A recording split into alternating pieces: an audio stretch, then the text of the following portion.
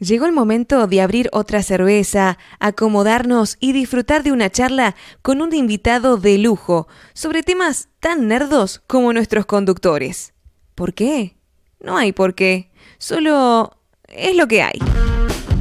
Y en este programa tenemos a un invitado super mega archi especial. Él ya estuvo con nosotros, pero le habíamos dicho, ya le teníamos en compromiso que iba a volver y por suerte está acá de nuevo. Y me refiero a un escritor, dibujante, editor, es todo junto y sobre todo es un fan del cómic, o sea, para ver el fondo que tiene en la casa. Estamos presentando al oso cariñosito más grande y más tierno que hay en el mundo, y ese señor Rubén Gauna, un fuerte aplauso para él.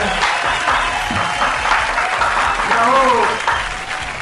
Bueno, muchas gracias. No, me gustó el final. Todo el resto hay que verificarlo. Hay que llamar a alguien para que verifique el final. No, pero es cierto, y el final también, sobre todo. Gracias por volver, Rubén. Gracias primero principal por volver, que te habíamos dicho, te habíamos puesto el compromiso de volver y bueno, ya estás acá de nuevo. Antes de lo que habíamos previsto al principio, dijimos el programa número 20, no, minga, te tenemos ahora.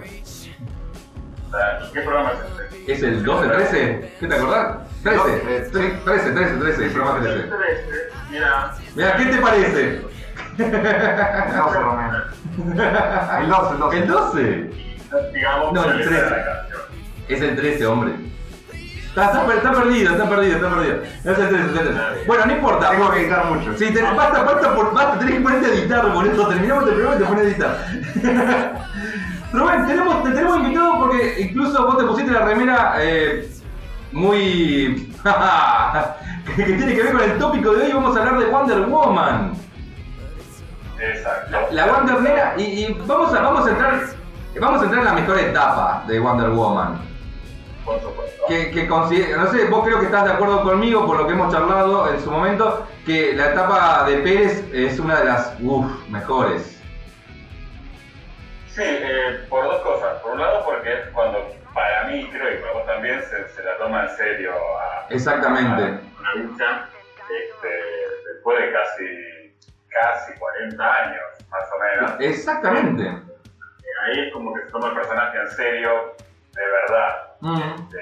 Y por otro lado, coincide, y creo que te pasó a vos y también a mí, que cuando empieza a editarse en tiempo real, estos finales de los 80, sí, es cuando empezamos a coleccionar cómics. Claro, es que la edad nos vende también, es justo coincide con nuestra edad, ¿viste? Entonces da la llegada de 5 a la Argentina, Crisis Infinita, y todo el mambo, y decimos, bueno, estamos en nuestro mejor momento nosotros, adolescentes, y dijimos, bueno, empezamos a coleccionar, y justo nos toca la etapa de George Pérez, que...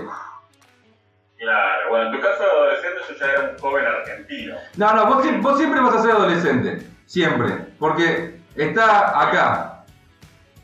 Casi, adolescente, no, ya estaba casi como terminando la adolescencia, que en esa época se creía que la adolescencia terminaba en esa era. Es verdad. Después en los 2000 se dice que en el caso del hombre la adolescencia no termina. No, nunca, no. O sea, viste que ahora los 50 son los nuevos 30, esa onda, ¿viste? Fue adolescente, por ahí tienes 80, 90, pero sigo siendo adolescente. Exactamente. Entonces, cuando esto empezó a salir en el 86, yo era adolescente, pero en ese momento no tenía manera de conseguirlo. Para mí, claro, lo estaba pasando en Estados Unidos, acá no llegaba, y como contaste, tuvimos que esperar esa mega importación que hubo en el 90. Exactamente. Con todos los cómics y los tacos que llegaron de España, de la editorial 5. Exactamente. Igual, ahí donde uno se encontraba con montañas de historietas en los kioscos. Sí. Me pasó. Y también coincidió con que, bueno, por eso decía que era joven argentino, porque había justo terminado el secundario, había empezado a trabajar de cadete, y obviamente todos mis sueldos se iban así haciendo. Sí. Era una maravilla porque encima vivíamos con los padres y podíamos destinar el dinero ahí, ¿viste? Decir, chao, a la mierda, todo. Y yo compraba cómics y CDs. Claro. Así que... Sí, muy amante de la música. Contémosle a la gente que Rubén es muy amante de la música. Yo creo que una persona que sabe tiene mucho en sus redes sociales, pone el detalle de la efeméride de cuándo salió tal tema. Y lo peor de todo es que el tipo te retrotrae a qué estabas haciendo cuando ese tema salió. Es impresionante, no sé cómo lo lográs, pero será que yo tengo buena memoria. Pero digo, es verdad, la puta que lo parió, yo estaba ahí y estaba haciendo tal cosa y me pasaba tal cosa. Bueno, la música del cómic siempre estuvieron relacionados, así que no se puede decir nada de eso. Sí, por eso. Así que bueno, cuando yo estaba en primer laburo, después de cadete y trabajaba en el centro y nada, estaba laburando en congreso, me mandaban al microcentro, no hacía pata obviamente, porque era mi cuadra. Sí. Y bueno, era caminando en toda la avenida Corrientes, de Callao, Florida. Hermoso. Entonces, iba y venía viendo los cómics y comprando en cada tiempo. En esa época, perdón que te interrumpa cada rato, perdón, lo siento, hoy estoy muy hablador porque estoy con toda la energía muy para arriba. Después lo editamos. No editamos nada, olvídate, hay que hacer el trabajo más liviano a Marcos. Existían todavía en ese momento, no me acuerdo, no todavía, sino habían ya salido los puestitos esos tipo THC, me acuerdo que llamaban, creo, no me acuerdo bien exactamente, negocios que vendían, por ejemplo, discos y cómics por la peatonal. Me acuerdo que había un montón de esos, que eran tipo sucuchitos que vendían CDs, vendían discos, y te vendían remeras y también cómics. ¿En esa época ya estaban o todavía no empezó el auge de eso? En realidad, los cómics se vendían solamente en los kioscos. Ah, mira. O sea, estoy hablando del año 90. Sí. Si nosotros un poquito para atrás, se conseguía en algunos, en inglés, un par. Ahí en Florida y Talcahuano había un kiosco que vendía exclusivamente cómics en inglés. Y aunque eso creía, los cómics estaban tirados en el piso, en montañas, todo lleno de tierra. Sí. Era como, wow, ¿qué pasó? Era como terminaba el piso. Pero se tenía que juntarlos del piso para copar. O sea, lo trataban como si fueran diarios. No, hijos de puta, eso es sacrilegio. Y nosotros guardándolo en bolsita después. En bolsita, yo me acuerdo que estaba, el chabón hacía como una pila así, como de 50 cómics, los ataba con una piola y los ponía parados en el piso, adelante del kiosco.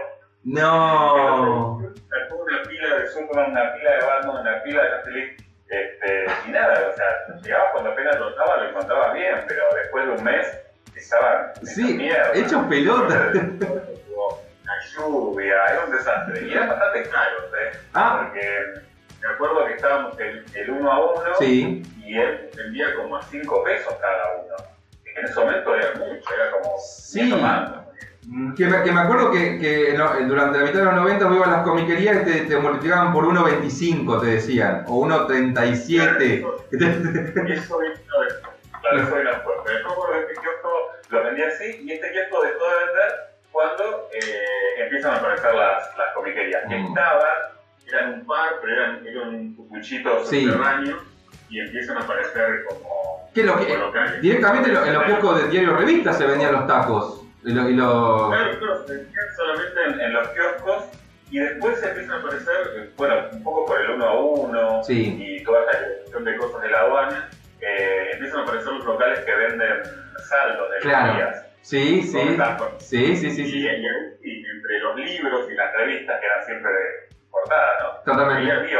Se arman un sector de cómics y vos encontrabas los tacos, y también las revistas de 5 sueltas.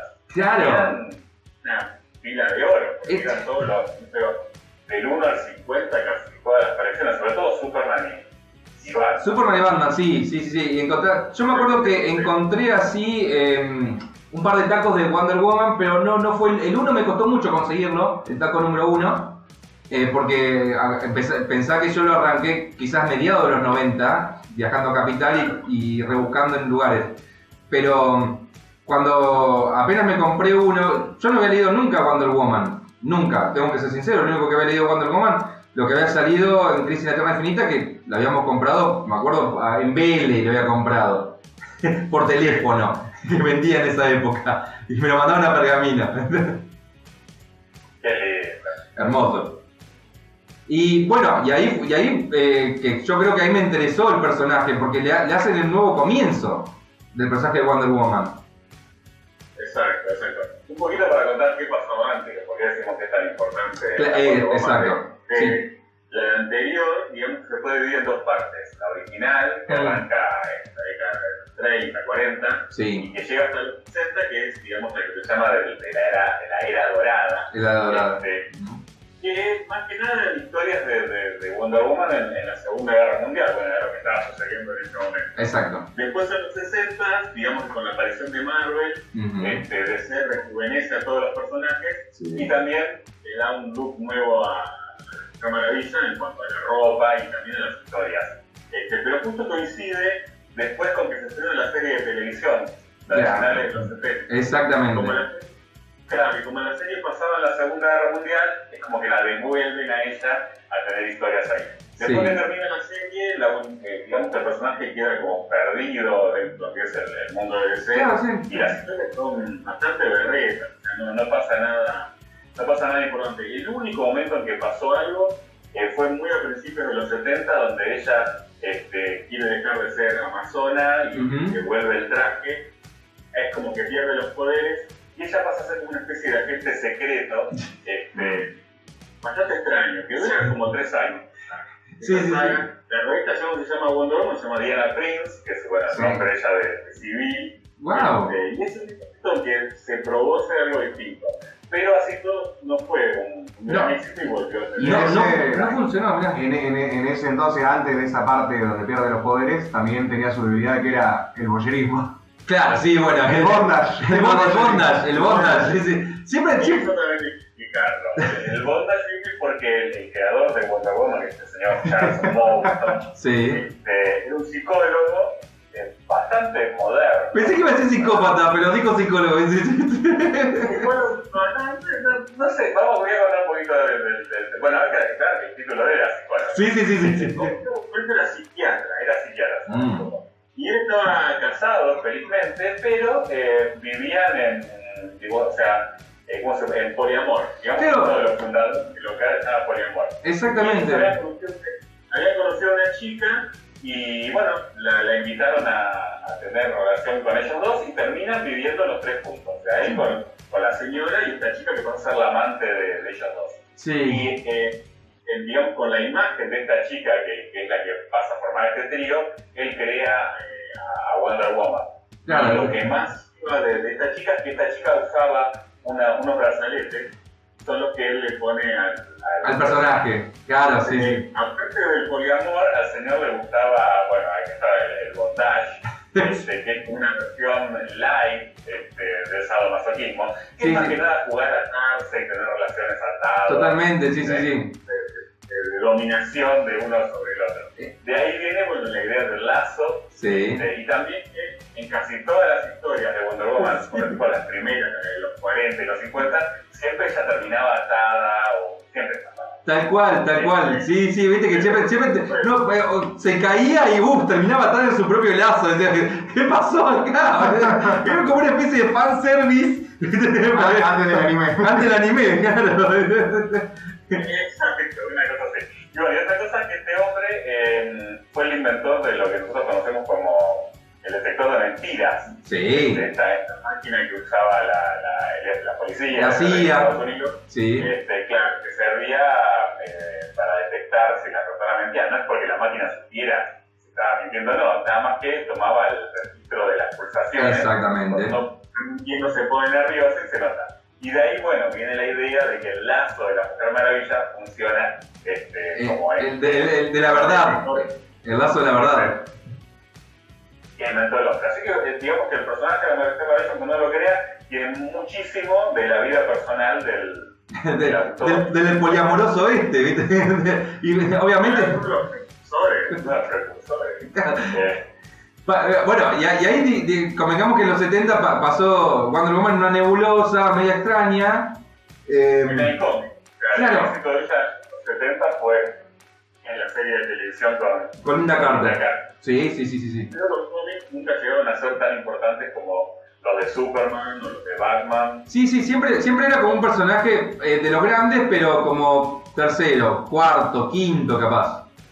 muy atrás, muy atrás. Yo creo que si uno agarra historietas de los 70, la más importante obviamente es la de Batman. Sí. Pero después le siguen la Legión de Superhéroes, Claro. los Titanes. Sí. O sea, hay otras series. Superman también está conmigo Spaghetti, pero es importante porque, bueno, es el personaje que funda DC. Pero Wonder Woman como que la dejaban muy de lado. Sí. Creo que casi al mismo nivel que Aquaman.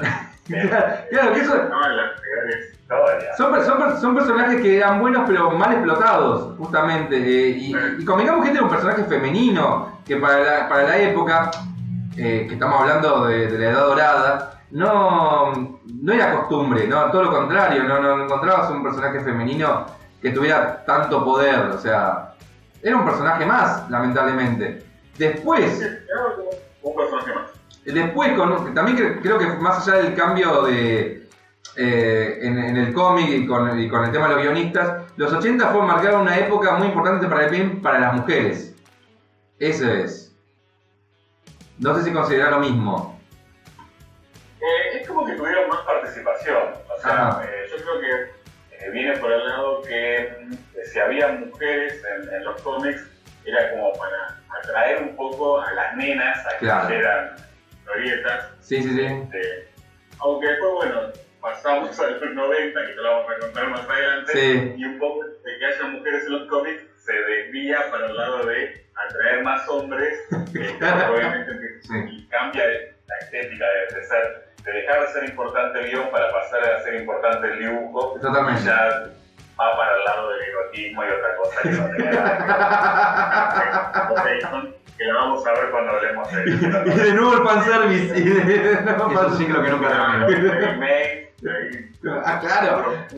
Bueno, ¿querés comenzar con el tema de arrancar con Wonder Woman post Pérez o en Pérez? Digamos que la etapa de Wonder Woman termina la primera, o sea, la primera gran mitad, en los 80 termina con Crisis en Tierras Infinitas. Sí. Digamos que, no se puede decir que, no sé si muere, pero desaparece la Mujer Maravilla que había estado en toda la historia. Sí. Le dan un final a fiesta, ella, en la revista de ella termina casándose con Steve Trevor. Sí. Y ahí es como que tiene un final feliz. En Crisis desaparece y cuando empieza la colección de Pérez es como que aparece una nueva Mujer Maravilla para la nueva era. Exactamente, sí. Cuando empiezan a unir todos los mundos, la otra, la vieja, la de la Sociedad de la Justicia, se queda peleando en el limbo contra un demonio de forma infinita. Y ahí quedó toda esa Sociedad de la Justicia con esos personajes que, bueno, años y años más tarde volverían, ¿no? Pero no volvería a ella. No volvería a ella, no. Claro, porque en realidad la Sociedad de la Justicia después va a volver más adelante y se van a empezar a cambiar cosas como para que justifiquen que la Mujer Maravilla no estuvo en el pasado. Exactamente, Por ejemplo, a ella la reemplazan por Canario Negro en la Liga de la Justicia. Sí. Y después va a haber como una especie de enroque medio extraño que vamos, cuando avancemos a los 90, cómo hacen que la Mujer Maravilla aparezca de vuelta en la Justice Society de los 40. Bien. Pero bueno, Pérez inaugura una colección nueva, se le da a él, en ese momento, en el 86, arrancan varias revistas, el número 1, una de Superman, que es la principal, que va a llevar todo el cambio, y la que le sigue es la de la Mujer Maravilla. Y bueno, lo raro es que a Pérez lo ponen como guionista, o sea, él venía de dibujar los Titanes desde el principio, desde el 80. Desde el 80, sí. No, decía que desde el 80 venía dibujando los Titanes Pérez, ¿sí? Claro, pero estaba como dibujante nada más, estaba como escritor. Y entonces, bueno, en Wonder Woman él agarra, digamos, todo para empezar a recontar la historia. Y digamos que como que mezcla un poco de las dos Wonder Woman que hubo, la de la Edad de Oro y digamos la de la Edad de Plata, la de los 60, y arma una nueva. Que es un poco más serio, o sea, no es para menospreciar a las No. pero es como que le da un poco, para demasiada seriedad, creo, que no había tenido antes. Y la historia como que se acompleja un poco más, o sea, ella aparece como una creación de la madre. En realidad, antes de contar la historia de Wonder Woman, Pérez se toma el trabajo de contar la historia de las Amazonas. Claro, exactamente. Digamos, la prehistoria, donde te muestran que hay un matrimonio de cavernícolas y el hombre la mata a la mujer y el espíritu va al cielo, y ahí te cuentan que en un lugar en el cielo los dioses juntan las almas de todas las mujeres que murieron a manos de un hombre. O sea, mujeres inocentes que murieron a manos de un hombre. Y les da, entonces, cuando juntan un montón de almas, los dioses deciden darles una oportunidad a estas mujeres y, bueno, vuelven a nacer y las ponen a todas juntas en una isla, y ese es el origen, digamos, de las Amazonas. De Temixca. Exactamente, como se llama la isla. Y ahí, bueno, está Hipólita, que es la reina de las Amazonas, Sí. y ella tiene una hija que la crea de armar una estatua de barro en la playa, y con la ayuda de los dioses, cada dios es como que le da un don distinto, Sí. para hacerla la mujer perfecta, o digamos la persona perfecta. Sí, sí. Y así es como es el origen nuevo. Y es un poco parecido al que tuvo en los 60, en la Edad de Plata, Sí. y tomando la idea de las Amazonas, que también habían aparecido en la Edad de Oro, pero no de esta manera. Claro. Y aparte es más complejo porque es como que aparecen todos los dioses griegos. Claro, sí, sí, le da el toque griego que les faltaba justamente la onda de dioses que no tuvo, no había tenido. Exacto. Y aparecen así con nombre y personalidad, ya como personajes de historietas. Sí. Y bueno, ella es elegida la embajadora de las Amazonas para ir al mundo patriarcal. Que el mundo de los hombres, exactamente. Para representar a las mujeres. Por estas cosas ella aparece en Boston, y como teniendo relación con este pasado de historias de dioses, Sí. va a trabajar con una profesora de historia, que va a ser el nexo que ella va a tener dentro, digamos, de la sociedad. Totalmente. La vida en Estados Unidos. Claro, sí, sí, tal cual. Van a ir apareciendo distintos villanos, en su mayoría son, bueno, sí, como debe ser, son otras mujeres, Claro. villanas que van a enfrentarse, principalmente, bueno, es Circe, Sí. que está muy loca y, bueno, la anda persiguiendo. Es porque una bruja, es una bruja, entonces está muy loca. O sea. Literal. Bueno, lo bueno es que pegó muchísimo y tuvo muchísimo éxito, Sí. por lo menos digo que es importante, y la serie, como nunca, llegó a estar entre las más vendidas de DC, Totalmente. por fin, casi a la altura de Batman y Superman y la Liga de la Justicia, que digamos eran los tres títulos. Más vendidos, más top, más hot de DC en ese momento, es verdad eso. Los mediados de la segunda mitad de los 80. Y Pérez estuvo dibujándolo casi hasta el 20 y pico, más o menos. Sí, Después él dejó de dibujarlo, pero se quedó increíblemente en el guión. sí. Y estuvo casi 5 años. Hasta el número 50 y pico, yo... 50 y pico. Sí. Si no me equivoco, a ver, por acá yo había tenido algunos para mostrarte, pero creo que llega hasta por allá te confirmo. Hasta el 62. ¡Wow! ¡Wow! Esto es una bocha. O sea, hermoso tiempo. pasado los 90 ya. Si sacamos cuentas. No, en realidad él termina de dibujarlo en el 88, 89, por ahí. La última saga es La Guerra de los Dioses, que fue así como un crossover con todas las colecciones. Sí, que fue una locura. Sí. Yo sigo... La sigo bardeando porque para mí hasta el día de hoy es incomprensible, porque hay un montón de side-off, o side-in, side-in se le llama, que si vos no lo lees te comes la mitad de la historia, pero tiene muchos títulos que son side-in, muchos. Es difícil. Recién Lo más increíble es que DC recién el año pasado se tomó la auto de publicar un libro donde está la miniserie original y todos los y tie-ins que son como... Bueno, no son todas las colecciones. Sí, en sí. esa época eran una bocha, así que deben ser entre 20 y 25... Guau, claro, con razón. Siempre te queda la historia por la mitad. Claro, nosotros la leímos por 5. Claro. Y un problema con 5. No me acuerdo cómo se llamaba. La verdad yo no me lo bancaba mucho al editor de 5. Porque vos comprabas una revista para leerla que daba a continuación. Y por ahí cuando comprabas la que le seguía, él te decía, ay no, yo la leí y no la considero que sea importante. Así que vamos a saltarnos 3 números y va a seguir de ahí. Exacto. O sea, Sí, tal cual. O sea, nunca vimos... Claro, nunca vimos, por ejemplo, el crossover de Escuadrón Suicida, que tiene mucha incidencia en la historia. Nunca lo vimos, porque 5 no lo quiso publicar. Publicó después ahí un crossover que tuvo con la Liga de la Justicia, pero por mera casualidad, porque se le cantó de casualidad hacerlo. Si no, también lo hubiéramos comido. Hay un montón de crossover que justamente estaban publicando ellos y que nosotros no pudimos verlo. Pero justamente la edición que hizo 5 de La Guerra de los Dioses es malísima, pero malísima en todo sentido. Vos la abrís y es... Se despega de todos lados, es un desastre.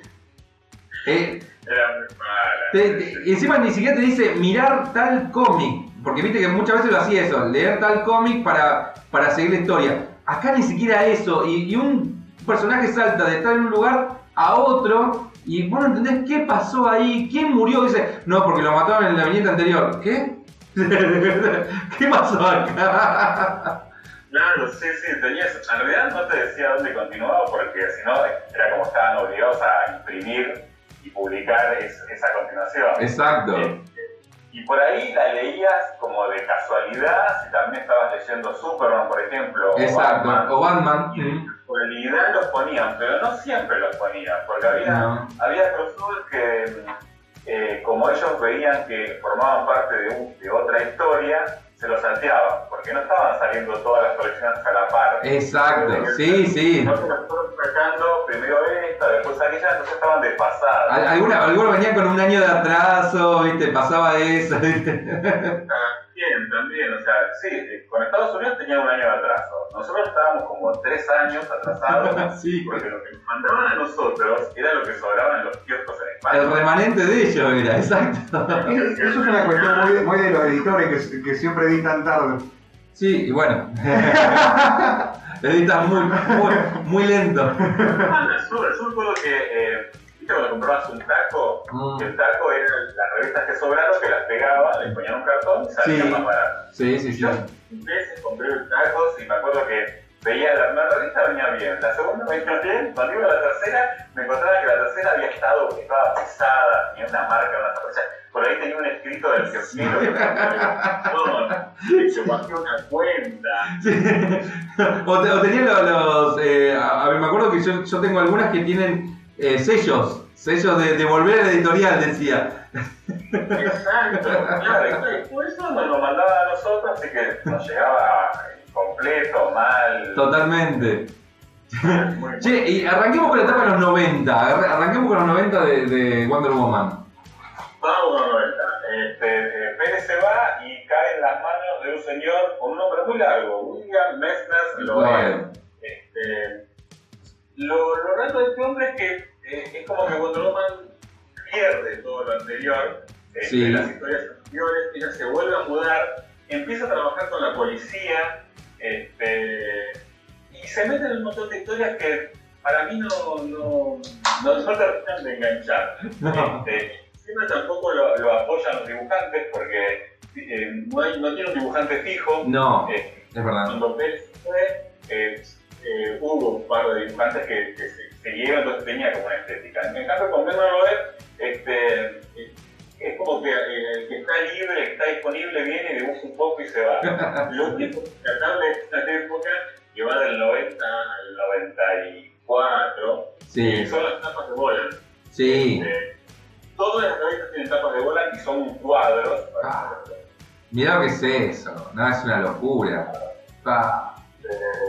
Pero después sí, los dibujantes son muy malos, las historias son bastante malas, hay una que ella va al espacio, O sea, ahí, con unas clavos espaciales. Pero empieza lo que estábamos hablando, o sea, esto es contemporáneo a que Marvel renuncia a McFarlane, Jim Lee, Eric Larsen, Norman Image, aparece este muchacho Ross Liefeld y empiezan a hacer estas historietas que importaba más el dibujo que el guión. Totalmente.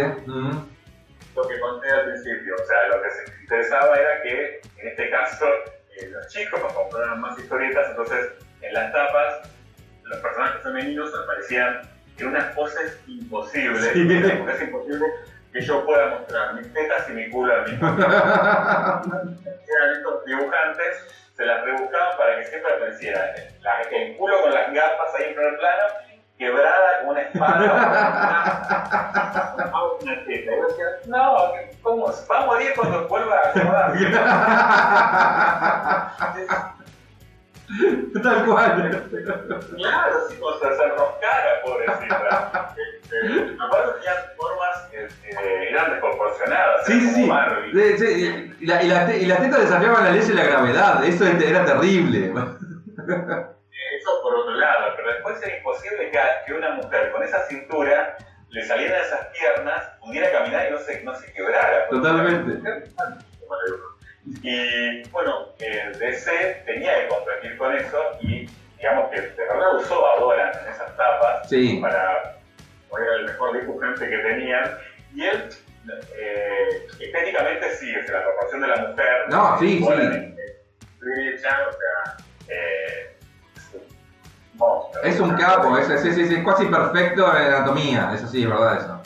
Perfecto, pero era como que lo obligaba a DC a que también hiciera este tipo de cosas. Entonces, la Mujer Maravilla siempre aparecía en una pose entre erótica, sexy, medio porno, agachada, inclinada para adelante, peleando así, de cosas.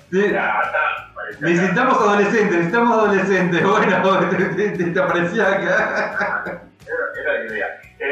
Y bueno, tiene toda una etapa que durará, o sea, del 90 al 93, donde de verdad no pasa absolutamente nada y obviamente las ventas se empiezan a bajar. A decaer. Sí. Y coincide con que DC empieza a planear como un cambio así editorial, como para captar lectores nuevos. Sí. Y es como que, no es como, lo hace. Empieza primero con la muerte de Superman. Sí. Que se le convierte en el mejor negocio de la historia. Totalmente. Y después empiezan a pasar personaje por personaje para aprovechar. No una muerte, porque ya habían matado a Superman. Sí.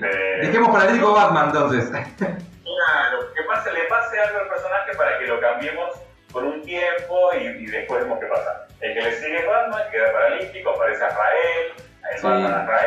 Batman vuelve y el que le sigue es la Mujer Maravilla. Y estuvo bien armado de la Mujer Maravilla. Esto pasó en el 94. Entra un dibujante nuevo que tiene justo el estilo que necesitaba la Mujer Maravilla en ese momento. ¿Era más Silvestri? ¿Más Silvestri era? Deodato. Mario Dato, es verdad. Él aparece ahí y primero hace un numerito suelto, que es como que lo tomaron a prueba para ver qué pasaba, y explotan, eso salían en las cartas y en las críticas, que fue muy bien, y entonces lo contratan para el cambio de la Mujer Maravilla. Y bueno, coincide con que va a venir el evento de Zero Hour, que es el que va a cambiar todo el universo. Exacto. Justo cuando se cumple el 10º aniversario de Crisis en Tierras Infinitas. Y bueno, a la Mujer Maravilla lo que le pasa es que la madre Hipólita tiene una pesadilla donde la ve que ella muere en la pelea. Sí. Entonces le dice que va a hacer un concurso nuevo para elegir una nueva Mujer Maravilla o para ver si ella todavía merece quedarse. Exacto. Le hacen trampa para que pierda. Y gana otra amazona que es Artemis, y ella pasa a ser la Mujer Maravilla, que es Minón terrible, pelirrojo. Sí. Y la Mujer Maravilla dice, bueno, está bien, quedo de segunda, cambia el traje, se pone un traje de cuero negro que le queda muy bien. Y la revista, ella sigue estando en la revista, pero la protagonista pasa a ser... Sí, y ella queda como Diana nada más. Claro, suele ser Diana como fue, digamos, en los 70. En los 70, claro. Ahí está, mirá qué buen... de Conce, mirá, justo tenés ese, mirá, qué genial. Era para mostrar a Deodato. Sí, sí. Y bueno, gracias a esto vuelven, digamos, las ventas a la colección de Wonder Woman, y aprovechando que viene Zero Hour, sacan el número 0, hay toda una saga bastante buena, pero no sé por qué, fue como muy corto, porque no llega a durar un año toda la historia. Sí. Esto termina con que Artemis, obviamente por el sueño que tuvo Hipólita, Artemis es la que muere, y bueno, ella le confiesa a Diana que había soñado eso y por eso hizo toda esta movida. Artemis muere, obviamente, es un gran éxito, y después cuando hay otra saga que es Inframundo, Underworld, ahí Nerón, que era el villano, este demonio, la resucita, y después ella vuelve con todas las siguientes colecciones. Wonder Woman está a esta altura llegando al número 100, y ahí hay como otro cambio, y entra John Byrne, que venía de haber hecho el regreso de Superman post-crisis. Así que también él llega y hace todo un nuevo, no es que le cambie el origen, sino que la mudan otra vez a Woman, se va a vivir a Boston, si mal no recuerdo, y empieza a trabajar en un museo. Conoce a una museóloga, no sé si es así. Sí, ponele. Ponele. Sandmark, que tiene una hija que se llama Cassandra Sandmark, y esta hija como que se hace muy amiga de Wonder Woman, y después termina siendo la nueva Wonder Girl. Claro, exactamente. Exacto. Así que la colección de la etapa de Byrne también es muy buena. Es muy linda, muy linda. ¿Duró mucho? No me acuerdo cuánto duró la etapa de Byrne. Duró 3 años. Bastante se quedó. Exacto, porque va del 100 al 135, 136 por ahí. Y lo que hace Byrne, que está bastante bueno, que era algo que yo conté un poquito al principio, era se había cambiado el pasado histórico de Wonder Woman, que habían metido a Canario Negro en las historias de los 60 como para sacar de ahí a la Mujer Maravilla. Vuelve la Justice Society antes de Zero Hour, entonces era el hueco de cómo es que estuvo la Mujer Maravilla, o sea, cómo es que ellos tienen el recuerdo de la Mujer Maravilla. Y la idea que se le ocurre ver es que en realidad la que estaba en esa época era Hipólita, la madre de la Mujer Maravilla. Pero no es que ella estuvo en ese momento, sino que en los 90 ella viaja en el tiempo por algo, y después se queda a vivir en el pasado, en la década del 40, y así es como que todos tienen recuerdos de que hubo una Mujer Maravilla. Pero que no era Diana. Pero funciona. No, es bastante rebuscado, pero bien, por lo menos bien. Pues esa etapa yo creo que todo ese momento, en los 90, fue una época que tuvo depresión el personaje y después resurgió. Es como que creo que fue el hecho de cambiar de Wonder Woman, me parece que le dio un aire. Sobre todo porque vos pensás que Byrne venía de la Sand X-Men y había tenido mucho éxito, y ponerlo ahí también fue como decirle, bueno, a ver qué cuerno hace, va a ser el próximo Pérez, y fue un poco así al principio. No creo que duró toda la etapa, no considero eso yo igual. No, para mí fue muy bueno. Después, digamos, de la colección, digamos, nueva, la del 86 hasta el 2012. Ponele, digamos, de toda la colección. Sí. Después de Pérez, la segunda mejor es la de John Byrne. Sí, lejos. Yo no recordaba que había estado tanto. Yo pensé que había estado mucho menos, mirá vos. Pero fueron 3 años. Fueron 3 años. Las historias es como que le cuesta arrancar, pero después está bueno. Incluye la muerte de Diana, porque ella muere y los dioses la resucitan y la transforman en la diosa de la verdad.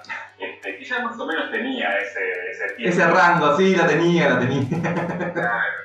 más o menos se refuerza, ahora que digo esa verdad, y de Yappa le hace unos regalos a Cassandra y la transforman en Wonder Girl. El Wonder Girl, claro.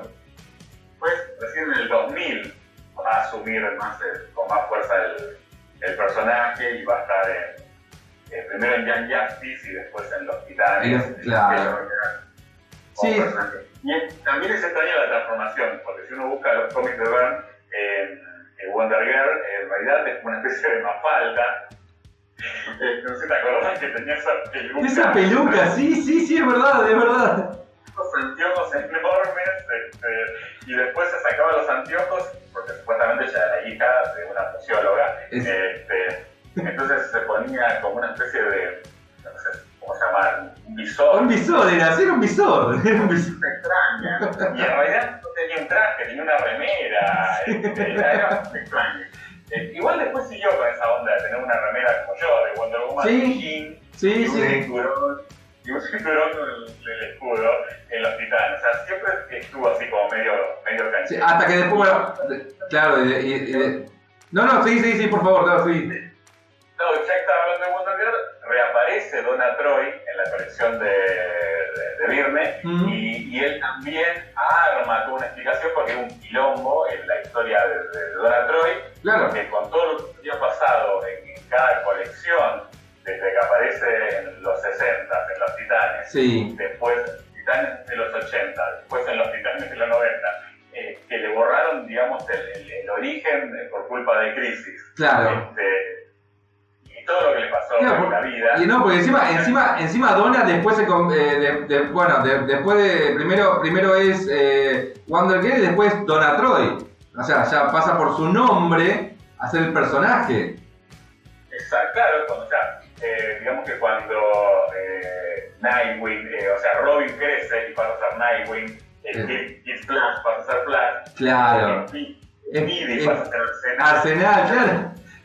Y pasa de ser Wonder Girl, no pasa a ser Wonder Woman, pasa a ser Donna Troy. Donna Troy, ¿te acuerdas que en esa saga hay una saga que ella desaparece de los Titanes y como que tiene una miniserie, si no me equivoco, propia, que dura 3-4 números, que ahí te cuenta como el origen de Donna Troy. Una cosa así era. Pero eso es más cercano. No sé si es en esa época.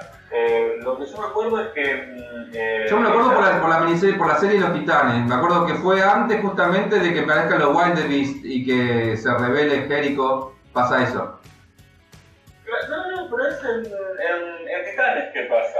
Que también lo leímos mal por culpa de Cinco. Claro, bueno, ¿ves? Pasa eso, ese es el tema. Por Los Titanes, yo te digo, ahí fue cuando más lo odié al gallego Sergio Pradera se llamaba. Algo así, Pradera era, me parece, sí. Pradera era, sí.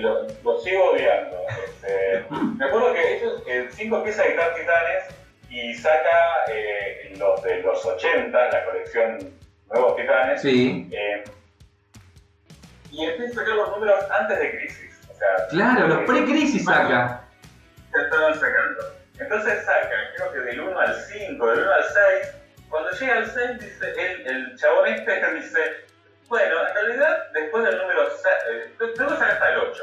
Dice, a partir del 9 y hasta el 49 no pasa nada importante. Así que nos saltamos y empezamos en el 50. Y vos, Sí, posta, por eso, claro, le dimos la nueva etapa de Los Titanes, y seguía con la numeración americana. Porque seguía con la numeración americana y pasamos, creo que del 8-9... ¿A 50? Uy, golpeé directo de... Lo único que había pasado como, digamos, importante es que Pérez dibujó hasta el 9 y después volvió a dibujar en el 50, pero complicado esto. Hacer un resumen, un gran desexo, no, te lo salté. Igual, un día tenemos que hacer un Titanes sí o sí, porque... Para contar la historia post-crisis de los Titanes y el avance que tuvo gracias a Pérez, que fue genial. Fue un montón de sagas buenísimas, una tras la otra, que iba tirando sagas espectaculares. Fue un palo terrible hasta que fue la culminación de 5, que ellos lo culminaron una parte, pero después siguió y fue también buena, pero habría que contar, vamos a hacer uno de esos.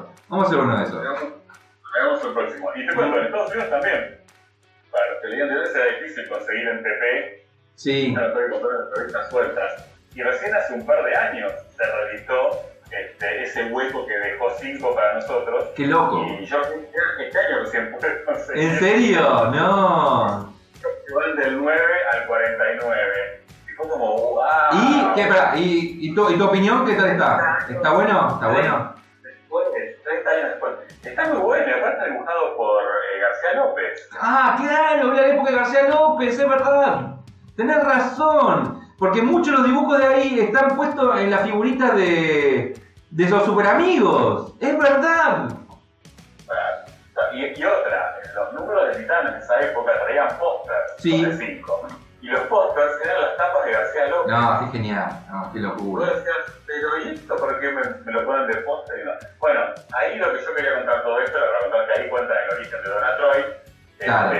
Y estudian con un pasado también místico con los dioses. Le reinventan un pasado, sí, sí, es verdad, sí, sí. Exactamente. Pero después la historia dentro mal cuando a ella se le muere, bueno, primero ella tiene un hijo, el hijo después se convierte en un dios, que es un villano. Sí, que es cuando sucede... Bueno, eso vamos a contarlo... Sí, vamos a contarlo cuando contemos la historia de Coso, de los titanes. Todo esto y más cosas que van a pasar a la Troy la dejan muy mal, pero Birney acomoda todo eso. Claro. La última parte de la colección de Wonder Woman, los últimos 5 números, él, digamos que junta todas las historias que tuvo Donna Troy y cuenta que en realidad hay una villana que es una bruja que la odia a Donna Troy de chiquita, sí. entonces la hizo vivir en múltiples universos donde ella sufrió cada una de esas historias. La justificación es que había un malo rico de remil puta, que era mujer encima, y que ya está, y listo. Pero por lo menos dejó asentado una base buenísima. Literalmente estamos diciendo, un hechicero lo hizo. Sí, un hechicero lo hizo. Un hechicero lo hizo, fue así. Es literal. Bueno, y así termina la etapa de Disney. Esto está ahí por el 98 más o menos. Sí. El final de la colección es justamente Donna Troy que se tranquiliza y une todos estos recuerdos y la hacen más fuerte porque ella sabe quién es. ¿Quién es? Claro. Y todo el mambo. Pasó todo. Sé de dónde vengo, sé a dónde voy y todo eso. No, repasar esta etapa es genial. Esta etapa es buenísima porque tuvo altibajo, tuvo una época dorada de oro. Se puede decir de los 80 hasta los principios de los 90 fue una época para mí de oro, de resurgimiento del personaje, decadencia y otro resurgimiento más. Y Viernes creo que asentó unas buenas bases. Unas muy buenas bases como para lo que podría seguir después, que no lo siguieron, no hay que decirlo, no lo siguieron, pero bueno, eso es otra historia y para otro podcast que vamos a hablar en algún momento. Exactamente. Llegamos hasta el 98, en el 98 pasa lo que vos decís, lo agarra otro guionista Sí. que no sé cómo lo convence y se queda como 2 años en la colección, es malísimo, lo dibuja otro chabón con los pies, pero mal. Sí. Los pies pero se dibujan mal, las imágenes de ella pasan completamente desapercibidas. Nada. Ella se va a vivir como una especie de ciudad flotante que anda volando ahí sobrevolando Estados Unidos. Sí. La villana es una enana, que no sé qué onda, es como una especie de bruja o diosa, pero que está metido en el cuerpo de una nena, no sé si te acordás. Me acuerdo. Pero es muy feo, por eso esto duró 2 años muy largos. Sí. Y bueno, para la próxima, en el 99 entra Phil Jiménez y Sí. digamos que como buen alumno de Pérez, que es Exactamente. bien, le pone onda porque le toca lo mismo, dibujar y escribir. Y guionizar, sí. La etapa de Phil Jiménez sí es toda una historia aparte, eso yo lo dejaría para otro momento porque lo podemos detener acá como para después continuar porque ahí hubo mucho y también yo creo que Phil Jiménez se puso las pilas en serio con agarrar el personaje y decir bueno, más allá de la sexualidad de Phil Jiménez, que no vamos a entrar, pero loco, entendió el personaje, lo comprendió realmente, y más allá que es un buen ladri de Pérez y de Viernes, mal. Más de Pérez, ¿verdad? Yo creo que el chabón entendió muy bien el personaje y le dio de nuevo el aire que necesitaba. Pero bueno, eso queda para otro podcast, eso queda para otro momento. Para el próximo, que calculo que será antes de octubre. La verdad que en octubre tenemos el Wonder Woman Day. Sí. Que es el... Bueno, ahí está. Hagámoslo. Tenemos que darlo listo antes de octubre. Sí, bueno, retalo para que se ponga la fila de editar. Octubre tiene tiempo. Tiene tiempo. Lo que se festeja es la primera aparición de Wonder Woman en esta revista. Es la primera original. Mirá. Qué hermosa, pero como reedición es buenísima tenerla. Y acá está, es la primera aparición de Wonder Woman que no aparece en una historia de la Justice Society como aparece en la tapa, Mirá. sino que es la historia del origen de ella, y son 8 hojas nada más. ¡Qué locura!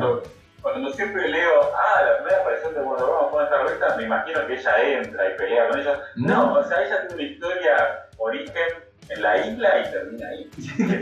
¡Qué loco! Sí.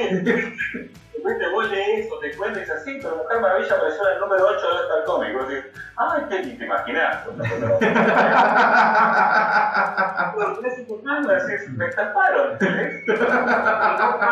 Esta no aparece y cuando termina la revista después del correo, aparece. ¡Qué genial! Buenísimo. Ahí, si lo ves, el último cuadro que la ves a ella divina, se parece mucho a la chica esta del trío de... Sí, el poliamoroso. Sí, es muy parecido. Che, Rubén, te agradezco muchísimo este repaso por la vida de la Wanda Nena. En una época que justamente nosotros nos agarró como adolescentes y que nosotros disfrutamos muchísimo con eso, porque la verdad que cuenta parte también de nuestra historia de coleccionistas, así que está buenísimo. Y antes de Wonder Woman Day vamos a hacer un repaso por los Titanes, ya quedamos así. También. Vamos. El año pasado fue el aniversario de Titanes de Pérez. Claro. Cumplieron, esto fue en el 80, Sí. Así que el año pasado hubo como un número redondo para festejar. Así que nos tenemos que juntar para Sí, hacer vamos a hacer. Y ahí tenemos para un buen rato, porque... Vamos a tener que dividirlo en dos partes, estoy seguro de eso. Vamos a tener que dividirlo en dos partes. Sí, porque hay que hacer fácil. Yo haría una parte de los 60 hasta principios de los 90. Comencemos a avanzar Sí. los 90 y después lo que fue 90, 2000, 2010. Totalmente. Sí, vamos a hacerlo. Ahí está, quedamos así. Rubén, te agradezco muchísimo. Sí. Del aniversario, antes del Woman. Antes del Woman, sí, vamos a hacerlo. Quédate tranquilo que eso sí. Quedamos hechos. Ese lo tuvo. Te estamos repitiendo la fecha por las dudas. Date cuenta. Date cuenta, yo te lo pongo en la pizarra ahora. Gracias, Rubén, gracias por estar en este programa de nuevo y por todo, por ser tan lindo, por ser tan grosso, por ser tan cariñosito. Se pone tierno. Gracias a ustedes por la invitación. La pasé muy bien, espero que se haya entendido algo de lo que dije, porque a veces hablo muy eufórico. No. Más eufórico que Falcioni, olvidate. Encima yo soy viejo, entonces no me escucho. Eso te la boca. ¿Qué te hace el viejo? Y repito las cosas porque me olvido de lo que dije. ¿Dónde estoy? ¿Cómo se llama el podcast? No, pues no es de la vida. La remera de Wonder Woman. Gracias, Rubén, gracias por todo. Y nosotros nos despedimos hasta el próximo programa. Se terminó acá el programa, ya lo quedamos acá porque Rubén es el mejor cierre que podemos tener. Nos vemos la próxima semana y le decimos a todos ¡chao! Después de esta canción.